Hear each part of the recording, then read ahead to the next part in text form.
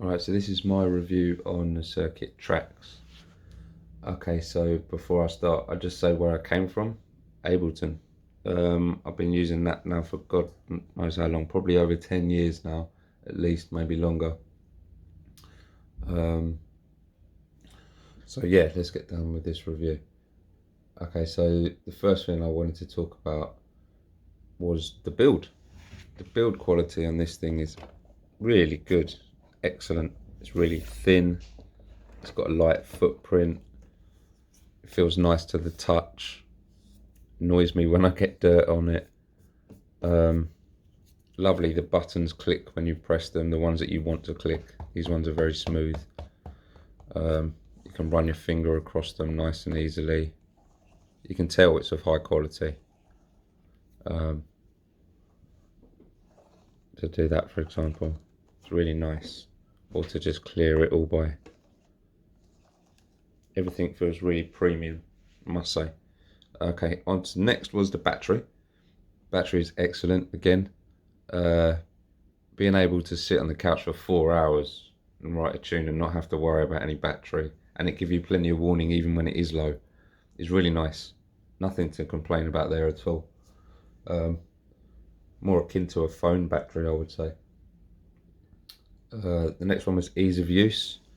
I find this really easy to use. Probably one of the best, easiest sequencers to use that I've come across in a hardware form, especially with the probability and stuff like that.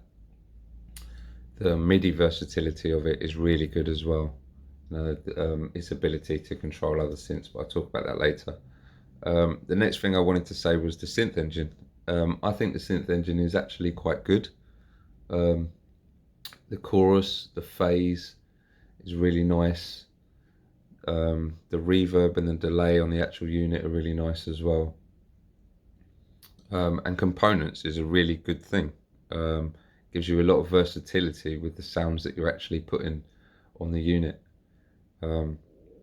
These are the pros, by the way. And I'd also like to say that the community is great on Facebook, very active, and that's always good when you've invested, some money in hardware. Also, the ability to change samples, really simple, really easy, really nice. Okay, so that's it. I'll come back to the synth engine, but I wanted to talk about the cons quickly. I don't see many cons with this device. I mean, I see this as a bug. It's very jittery. I find it sometimes I'll let go of it and it's still doing this. Or if they could slow it down, let you see there, it's flicking. And it's annoying because I can't choose a tempo. I don't know whether that's that's terrible. I don't know whether that's a bug or not. But I sort of have to tap it, and even then it's going to jump sometimes. Alright, so there's that. But that is really the only con I see, and I've only really noticed that recently. See what happens with that. Okay, onto the synth engine. I'll come back to this, but I've made a new pack that I'll probably be giving away again. This one is a bit more refined than the last one.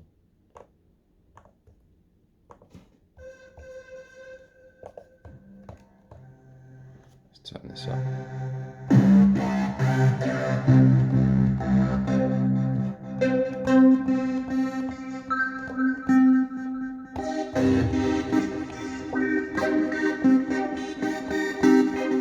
So they're all made by yours truly. And then it's got the pads from last time. And the arpeggios. And then it's got my custom one for the impulse controller, so you can essentially break the synth out like I've shown in other videos. But we'll get to that at another point. The synth engine. Okay, so my opinion of the synth engine is it has a really good spec sheet, but I think it just needs an injection of some kind. Like, for example, I've noticed that there's a lot of points that I'd like to modulate, but they're grayed out. It seems almost like a bit of a waste.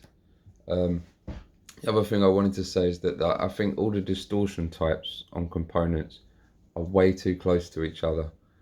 It's very hard to tell which one's on, and that's not really the case in real life. You should be able to tell valve distortion from diode or some other distortion easily. And I'd say that the ring mod seems a very slight, it's almost undetectable from my point of view. Okay, and I'll leave that there. I mean, the chorus and the phase is lovely. Nothing to complain about there. I really like the chorus. All right, and to sort of sum it up, I would say, is this worth it? In my eyes, I would say the circuittracks is worth the money. What you get for the money, you get a sequencer that gives you micro timing, probability, scale, as well as key. So if you want to change scale and key, it will switch up everything. The ability to chuck on long sequences now is possible via the updates, the firmware updates. And also, I like to say that plugging in your MIDI devices is amazing. It seems to encompass synths like they're part of the workflow.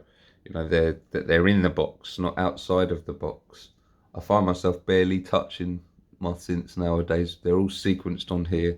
They're all MIDI CC'd up, and by the time I get a chance to do anything on the actual synth, maybe I'm just flicking through oscillator types just to see if I can find a slightly warmer or nicer sound. A lot of the work is actually done on the tracks, and I really appreciate that. I think that's really good. The next thing I'd say is sidechain. Again, sidechain's really good on external instruments, just as it is on the internal ones. The ability to choose what channel that you want to things to duck off is really nice as well. Alright, so the next one is, what is it like as a standalone device? You haven't always got it plugged in to your studio. The whole point of it is it's got a battery. You're supposed to move around with it. So what is it like? I would say that it's quite good as a standalone device. I seem to finish a lot of songs on it without being connected to anything except for a pair of headphones on the couch. I can flesh out songs easy on it. I like the clips launching sort of facility. It's the same as Ableton essentially. You can tie automation to clips, and that's brilliant. And yeah, I would say, you know, as a groovebox, as something you would sit on the couch with, it's very nice to use. And that's always a bonus. As far as, you know, what is it like sound wise, well, it's as good as the stuff that you put on it, just like any sampler or rompler, and you know, the patches as well, which is why I've gone to the effort of making some more and doing another 3-pack, because although, you know, I made a lot of the other ones, I wanted to try and make some more and tie them closer together so that they do feel like I'm using a synth and flicking through oscillator types rather than every sound is a different sound. I don't know the necessarily right way to approach it, whether I should make presets as in just sounds that you can edit a little bit, or make things that are quite versatile. So it could be a pad or it could be a bass sound. I'm not sure which way to go yet. What's the best solution? Lastly, I would say this one's quite important. I haven't gone back to Ableton in months, and it feels refreshing. It feels nice, and I don't miss it. I mean, there are certain tracks that I just wouldn't be able to get away with doing on here. I wouldn't even attempt to do them, but that's just me, and they could be done on here. I would just have to go to a bit more effort, and I would think for that style of music it's just better suited to a DAW. These will be the tracks that you'll see on Produced by Tektronix on my playlist. A lot of these, again, I probably just wouldn't even try. And that was it. Yeah, lastly, I'll talk about, I'm going to do another 3-pack I'll be giving away. I'll probably do a separate video on it, but essentially the sounds are these ones. Let's get a new project.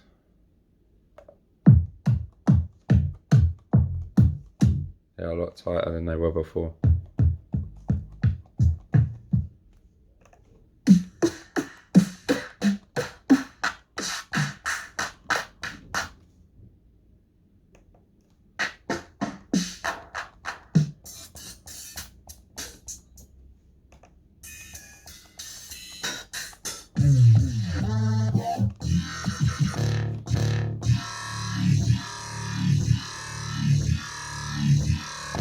So those of you who got the last pack will probably like some of the bass sounds on it.